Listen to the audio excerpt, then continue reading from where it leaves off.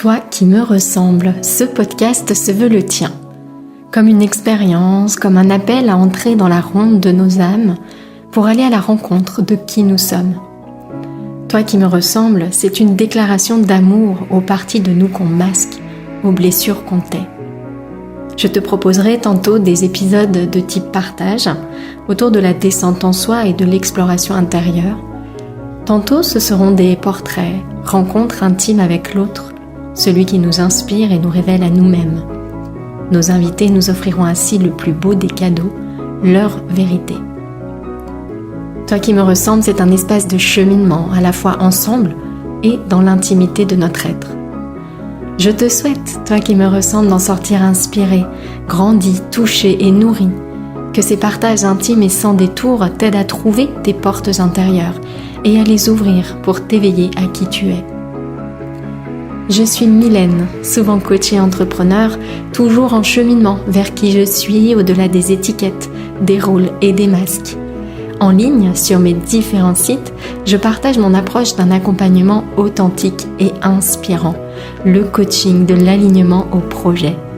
Que tu cherches à vivre une vie qui te ressemble, à créer une activité alignée à tes valeurs, ou que tu sois à la recherche d'une école de coaching qui va au cœur de l'être, tu trouveras sur mes sites toutes les infos sur mes propositions.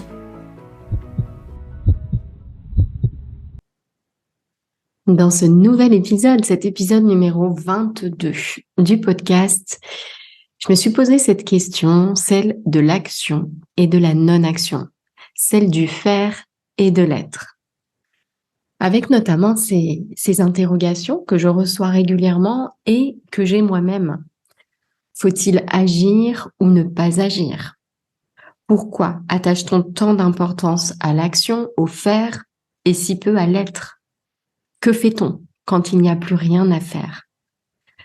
Comment faut-il agir pour que ce soit juste? Est-ce une mauvaise chose d'agir si l'on n'a pas le sentiment d'être totalement dénué d'attentes, de besoins? Et enfin, doit-on opposer le faire et l'être, comme je peux le faire dans le titre de ma méthode de coaching, l'alignement au projet? Et s'il n'y avait rien à faire? Il y a quelques jours, je me suis installée pour une pratique de méditation analytique. Et j'aime bien faire les choses de cette façon. J'ouvre mes carnets de bord, mes carnets de route au hasard et je choisis un texte de la page qui s'offre à moi. Et ce jour-là, je suis tombée sur cette phrase. Et s'il n'y avait rien à faire? Et souvent, je sens comme un décalage qui semble exister entre notre nature vibrante, profonde, qui nous appelle à elle-même avec toutes ses grandes qualités, et le jeu dans lequel nous évoluons au quotidien, le jeu qui guide la grande majorité de nos actions. Un jeu fait de besoins, d'attentes, d'espoir, de souffrances plus ou moins fortes, plus ou moins entendues, plus ou moins apprivoisées. Et dans ce grand jeu d'action impulsive et bien souvent non consciente, c'est comme des distractions qui s'enchaînent pour comme combler ce qu'on pense être un vide et que j'appelle moi plutôt un fossé qui nous sépare de notre nature. Mais on a le sentiment d'un grand vide et donc c'est comme si on comblait ce grand vide d'action pour essayer de soulager les besoins qu'on a, les attentes qu'on a et on espère vraiment, on met beaucoup d'espoir sur ces actions en espérant qu'elles nous apportent enfin ce qu'on cherche de manière un peu désespérée. Et je m'en rends compte régulièrement dans mes transmissions, dans mes accompagnements, quand je parle d'amour avec un grand A, quand je parle de notre nature et de toutes ses grandes qualités, de paix, de joie, de plénitude, mais bien souvent, on me parle d'action. On me parle d'action et on me dit, oui, d'accord, mais concrètement, en pratique, qu'est-ce que je dois faire? Quel choix est-ce que je dois faire? Quelle option je dois choisir?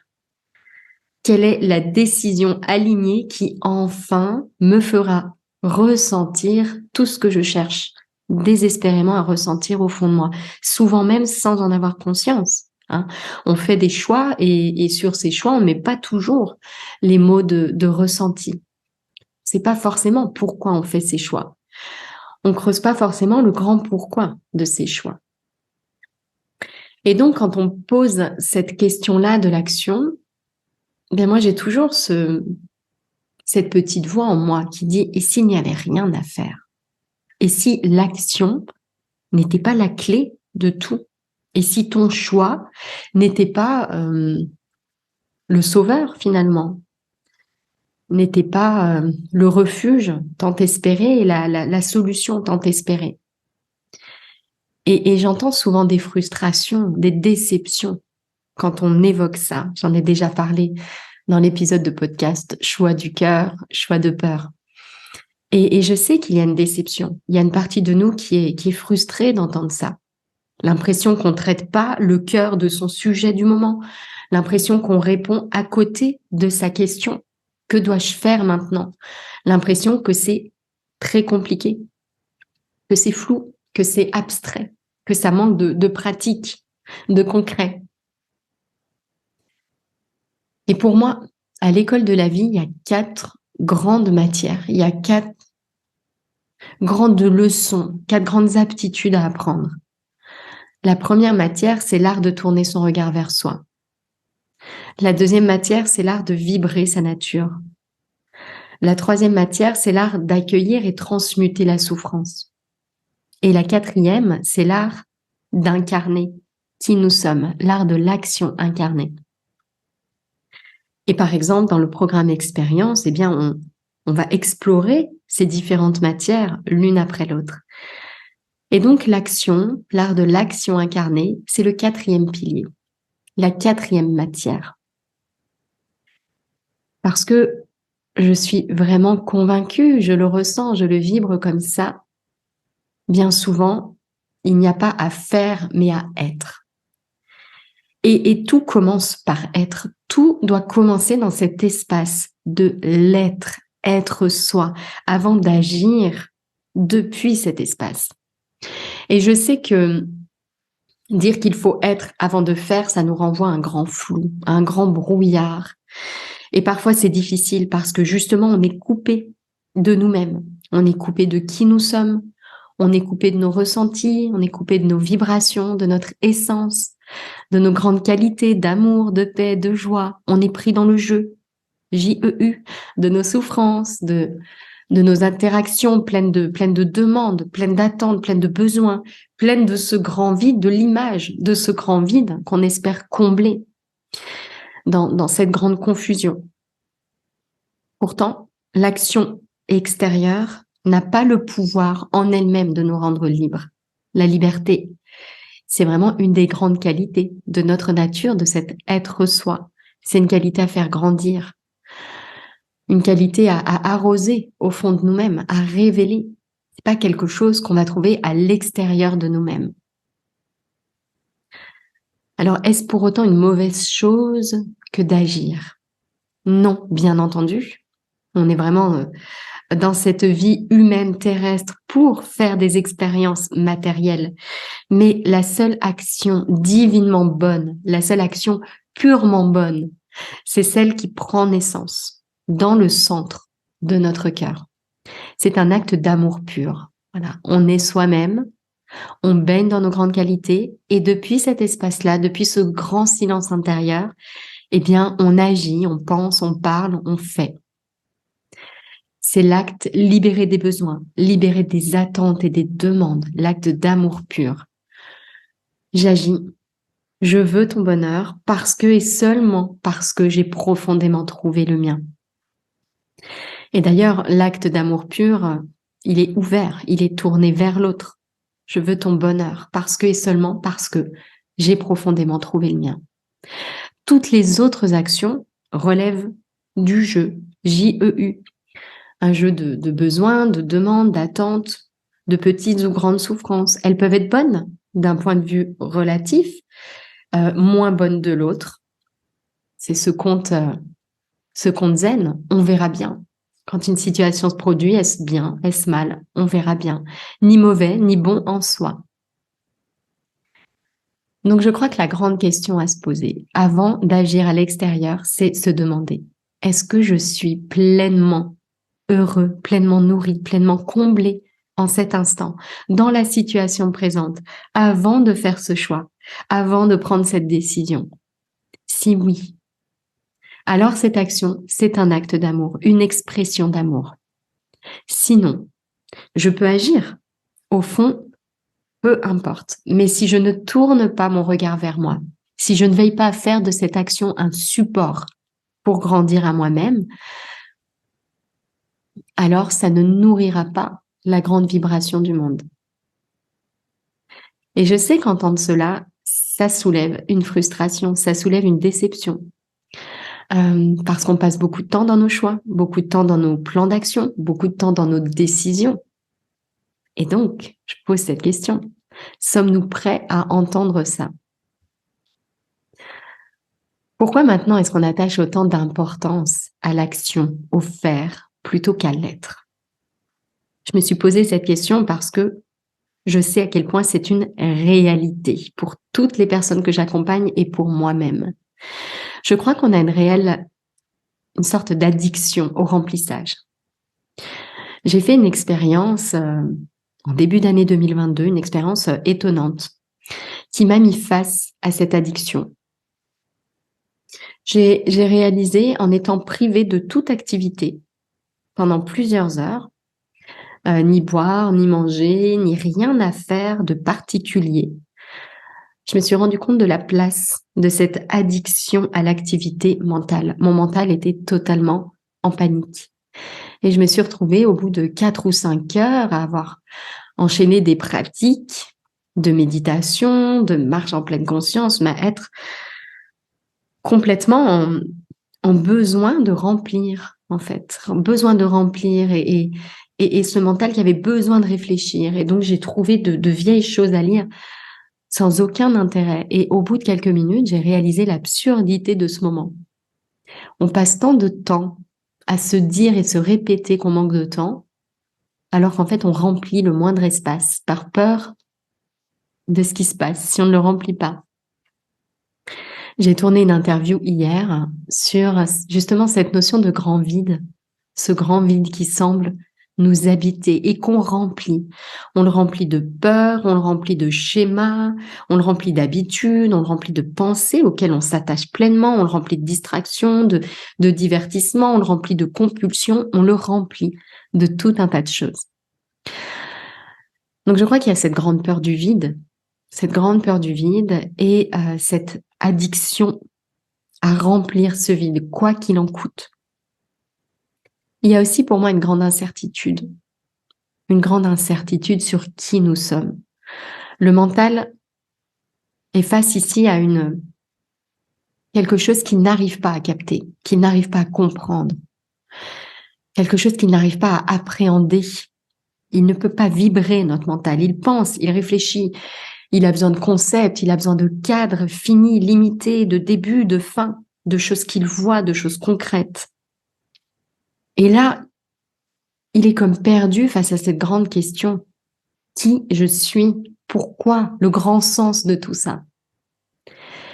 Et cet outil prend tellement de place dans notre vie qu'en fait, on est totalement pris dans cette incertitude-là, dans cette grande incertitude, dans ce grand flou.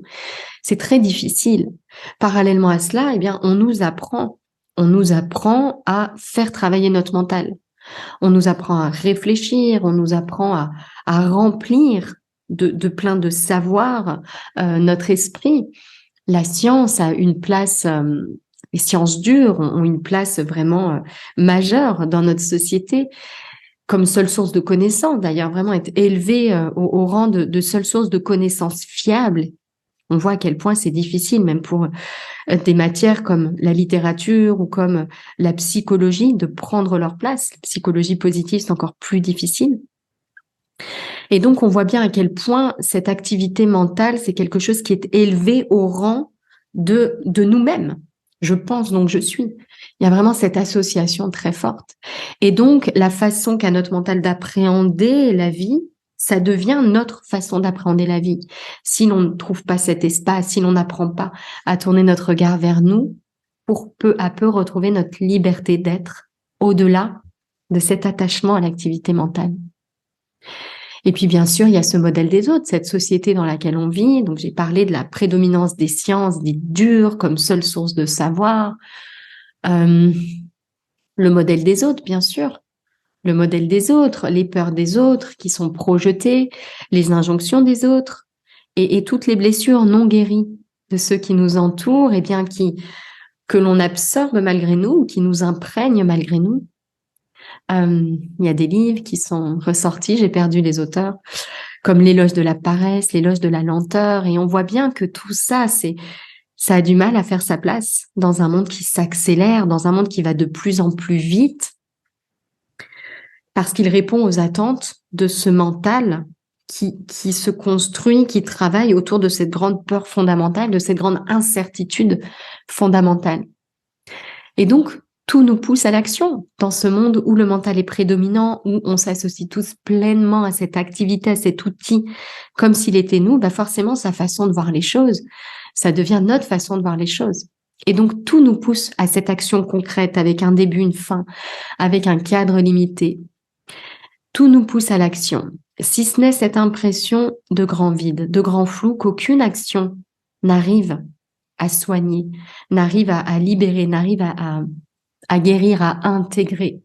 Et c'est vraiment cette impression de grand vide, de grand décalage, de je ne vis pas la vie qui me ressemble, de quelque chose ne me correspond pas, de désalignement qui nous pousse à aller plus loin que l'action, à aller plus loin que le faire et à vraiment se poser la question du qui nous sommes.